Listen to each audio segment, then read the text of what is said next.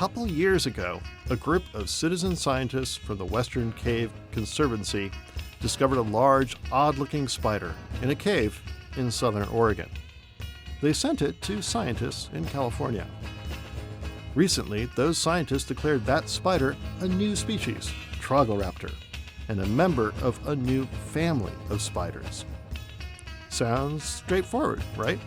Wrong. Science definitely is not a linear step-by-step fashion. And science is unpredictable. It's dynamic. And I don't think it ever concludes. It just keeps going. To communicate the real process of science, Judy and her colleagues developed this science flowchart to better explain how science works. You may start in one area and you find the need to communicate with the community of scientists that you work with who might have additional or other ideas, and all of that helps to shape what science is and how we go about the process of science. So let's take a look at the Trogloraptor discovery flowchart. It's less like a linear process and more like a pinball machine.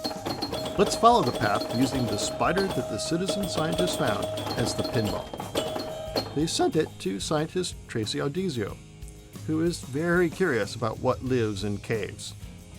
She examined it for about 2 hours one night, trying to identify it by making observations and conferring with a colleague. They were stumped.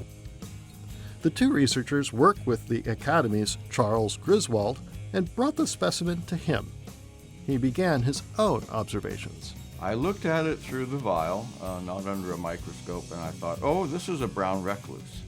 It's about the same size, but when I looked at it closely, all the brown recluse characters, that is, various details of its anatomy, were wrong. The eyes were placed in the wrong arrangement. The jaws were wrong. The spinning organs were wrong. Everything about it was wrong. Science often comes down to trial and error. The scientists shared ideas, and then... Well, first we went to the books, and it didn't fit anything. After that, we carefully compared the new spider to descriptions of all spider families known in the world today, and we also consulted books on fossil spiders. Along the way, the researchers made hypotheses about what this spider was and what it wasn't. Charles looked at the Academy's collections and others.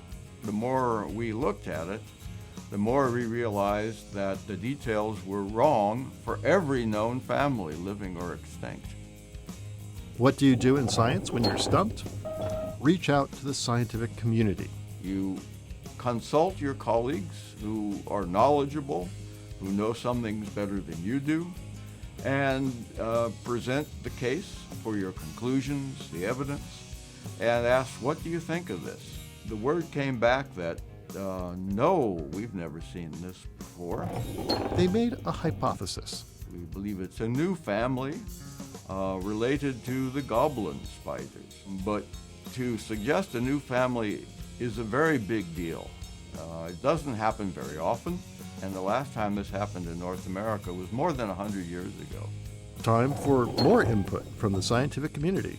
So we wrote the publication. They sent the paper and its conclusions to anonymous scientists. And they also agreed that we'd done a good job. So let's celebrate. Wait, remember what Judy said?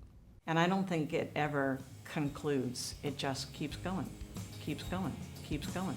And that's true with Trogloraptor. In the arachnology lab at California Academy of Sciences, we're very interested in this major group of spiders. And we have a big team of scientists, students, postdoctoral researchers, who want to understand the evolution of goblin spiders. So they're asking more questions, making more hypotheses and observations, doing more testing on Trogloraptor. It has a surprising respiratory system, the way it breathes. The remarkable claws, which caused us to give it its name, are the subject of an anatomical study. Facundo Labarca has actually dissected the feet of Trogloraptor and looked at the attachment of tendons. My PhD student is leading an effort to understand the phylogeny of the haplogyne spiders, especially the goblin spiders, through the use of molecular data. And Trogloraptors in general? Those spiders live happily on in that cave, and probably other nearby caves. The caves are protected. So let's look at that process again, sped up this time. Pinball machine, right? And this process is true not just for scientists, but the rest of us too.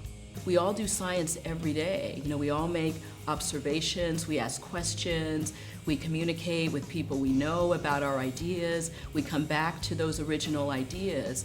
So I like to think that it demystifies science a bit. Everybody can do science.